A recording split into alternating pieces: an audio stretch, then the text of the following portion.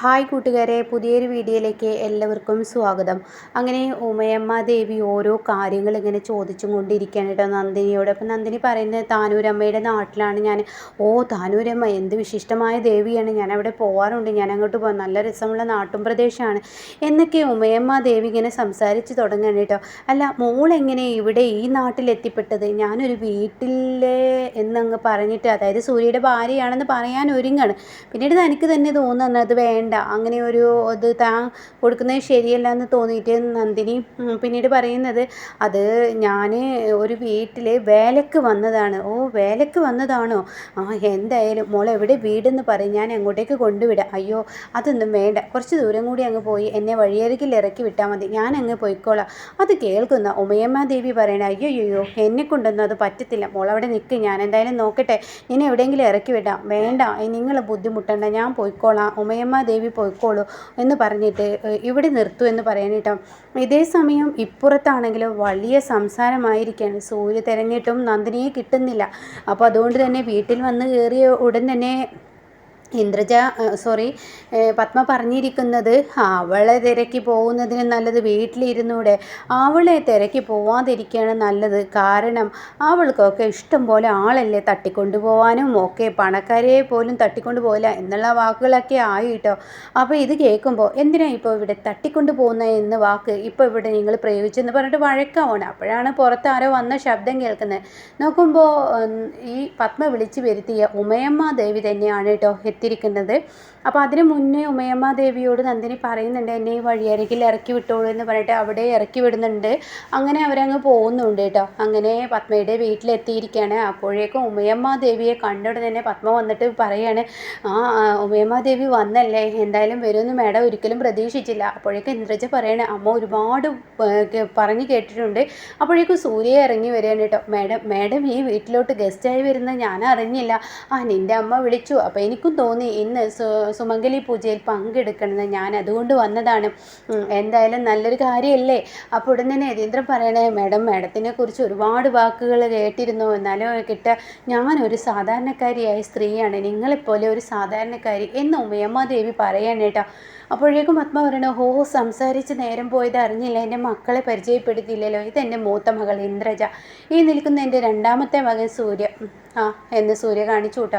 സൂര്യ അവർക്ക് നല്ലൊരു ബഹുമാനമാണ് കൊടുക്കുന്നത്. മൂന്നാമത് ഇന്ദ്രജയുടെ ഭർത്താവ് വിജയ് ആണെന്ന് പറഞ്ഞ് പരിചയപ്പെടുത്തി കൊടുക്കുന്നുണ്ട്. പിന്നീടാണെങ്കിലോ വേദയെ പരിചയപ്പെടുത്തി കൊടുക്കണം കേട്ടോ.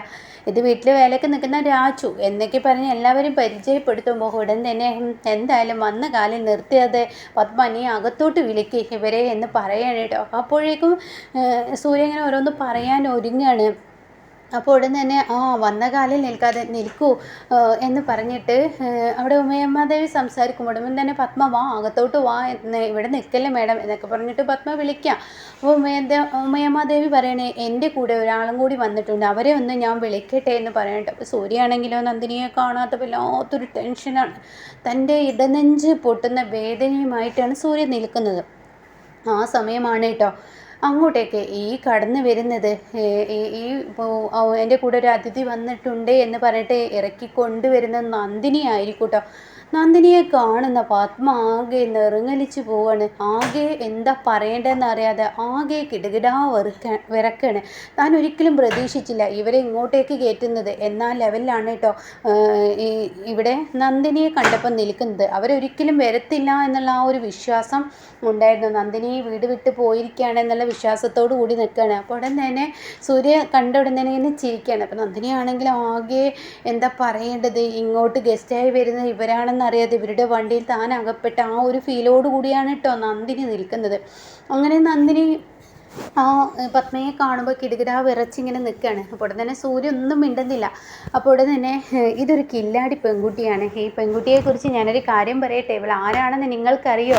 ഇവള് ഈ നാട്ടിൽ ഏതോ വീട്ടിൽ വേലക്ക് നിൽക്കുന്നവളാണ് എന്നിങ്ങനെ പറയാൻ കേട്ടോ. എന്തായാലും നല്ല മനസ്സുള്ള പെൺകുട്ടിയാണ്, എല്ലാത്തിനും നല്ല കഴിവും തൻ്റെയുടെ മിടുക്കൊക്കെ ഉണ്ട്. ഞാൻ ഇങ്ങോട്ടേക്ക് വരും വഴി അമ്പലത്തിൽ കയറിയപ്പോൾ എൻ്റെ ഡ്രൈവറുടെ അടുത്ത് നിന്നും ഒരു ഗട്ടറിനുള്ളിലോട്ട് എൻ്റെ ചാവി പോയി, അത് ഈ പെൺകുട്ടി സാഹസിക മാനസികമായി എടുത്തു. അപ്പോൾ അത് കേൾക്കുന്ന സൂര്യക്ക് സന്തോഷമാവണം. യതീന്ദ്രനും പത്മക്കും ഇന്ദ്രജിക്കും വേദക്കും ഇവളുടെ പുരാണം കേട്ട് ഞങ്ങളെല്ലാവരും അടുത്ത് നിൽക്കുമ്പോൾ വീണ്ടും വീണ്ടും വന്ന ഗസ്റ്റും ഇത് തന്നെ പറയുന്നു എന്ന ലെവലിലാണ് കേട്ടോ നിൽക്കുന്നത്.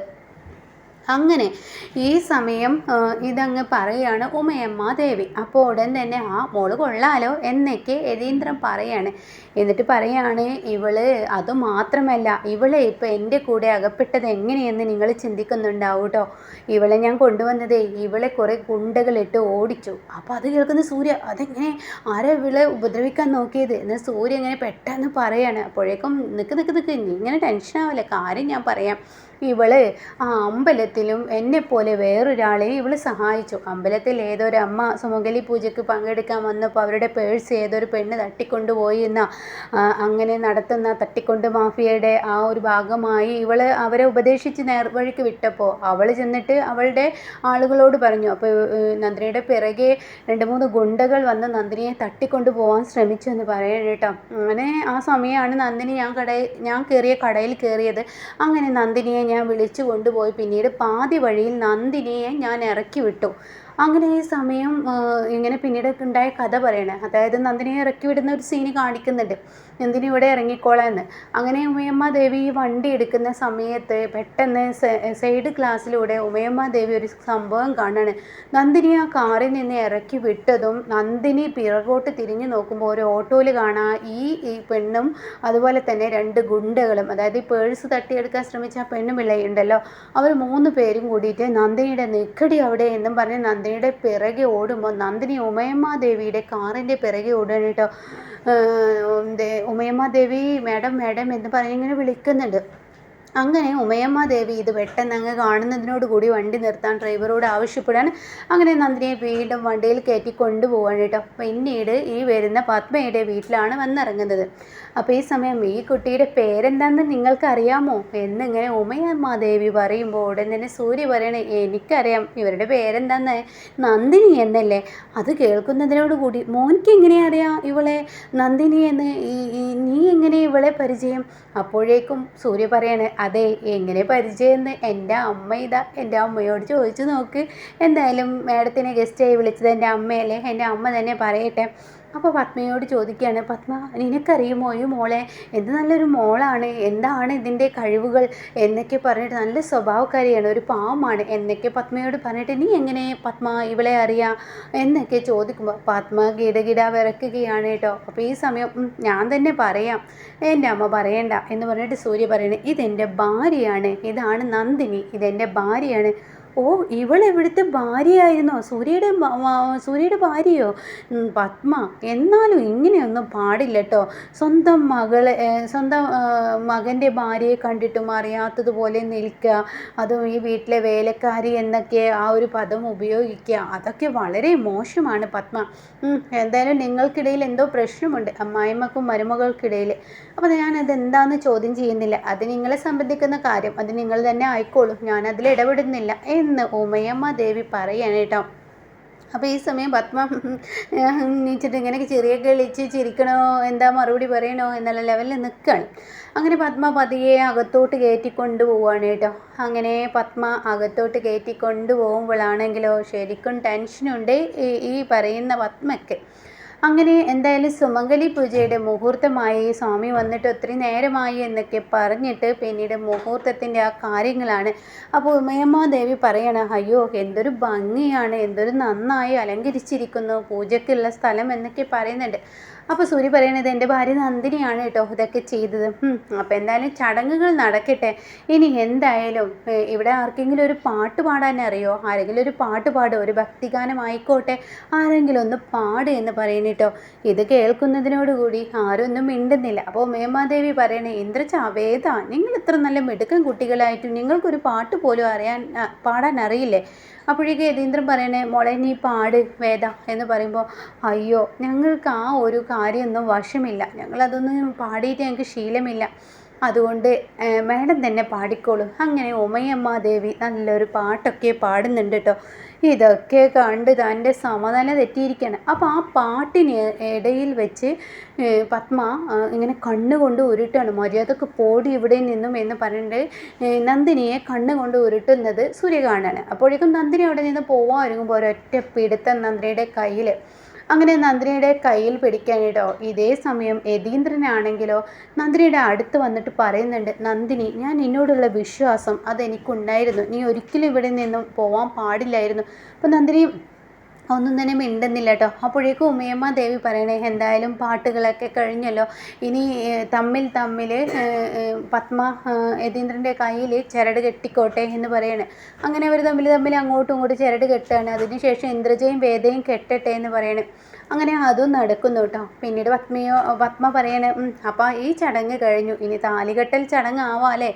എന്താ പത്മ, മരുമകളോട് ദേഷ്യമാവാം എന്ന് കരുതിയിട്ട് പത്മ ഇങ്ങനെയൊന്നും ചെയ്യാൻ പാടില്ല. ഇവിടെ ഇനി ഒരാളും കൂടി ഉണ്ടല്ലോ, സൂര്യയും അതുപോലെ തന്നെ നന്ദിനിയും. നിൻ്റെ മകനും മരുമകളും താലികെട്ട് നടത്തണ്ടേ? അത് കഴിഞ്ഞതിന് ശേഷമല്ലേ ഈ ഒരു ചരട് കെട്ടൽ നടത്തണ്ടേ? അത് കഴിഞ്ഞതിന് ശേഷമല്ലേ അടുത്ത പരിപാടി. അപ്പോൾ ഇതങ്ങ് കേൾക്കുമ്പോൾ ഉടൻ തന്നെ ഞാൻ മറന്നു എന്ന രീതിയിൽ പത്മ പെരുമാറണം കേട്ടോ. അങ്ങനെ പിന്നീട് നന്ദിനിയുടെ കയ്യിൽ ആ ചരട് കൊടുക്കുന്നു. നന്ദിനി സൂര്യയുടെ കയ്യിൽ കെട്ടുന്നു. പിന്നീട് സൂര്യയുടെ കയ്യിൽ കെട്ടിയതിന് ശേഷം നന്ദിനിയുടെ കയ്യിൽ സൂര്യ കെട്ടിക്കൊടുക്കുന്നു കേട്ടോ. അങ്ങനെ ആ നല്ല നിമിഷം കടന്നു പോകുമ്പോഴും അടുത്ത താലികെട്ട് ചടങ്ങാണ് കേട്ടോ. അങ്ങനെ യതീന്ദ്രനെ വിളിക്കുകയാണ്. അപ്പോൾ യതീന്ദ്രനെ ഇങ്ങനെ പത്മയെ താലി കെട്ടാൻ ഒരുങ്ങാണ്. അപ്പോൾ ഈ സമയമാണെങ്കിലോ ഇതിനിടയ്ക്ക് പറയുന്നുണ്ട്, പത്മയെ താലി കെട്ടാൻ ഒരുങ്ങുന്ന ഈ സമയത്ത് ശരിക്കും ദേഷ്യം പിടിക്കുന്നുണ്ട് പത്മക്ക്. ഇവളെങ്ങനെങ്കിലും ഇവിടുന്ന് പറഞ്ഞു വിടണ്ടേ. അപ്പോൾ അതിനിടയ്ക്ക് കണ്ണുരുട്ടുന്നുണ്ട്. അപ്പോഴൊക്കെ സൂര്യ അവിടെ പിടിച്ചു നിർത്തുകയാണ് കേട്ടോ. അപ്പോൾ ഇതിൻ്റെ ബാക്കി റിവ്യൂ കേൾക്കാൻ താല്പര്യമുള്ളവർ ചാനൽ സബ്സ്ക്രൈബ് ചെയ്തിട്ടാൽ ഞാനിടുന്ന വീഡിയോയുടെ നോട്ടിഫിക്കേഷൻ എനിക്ക് ലഭിക്കും കേട്ടോ.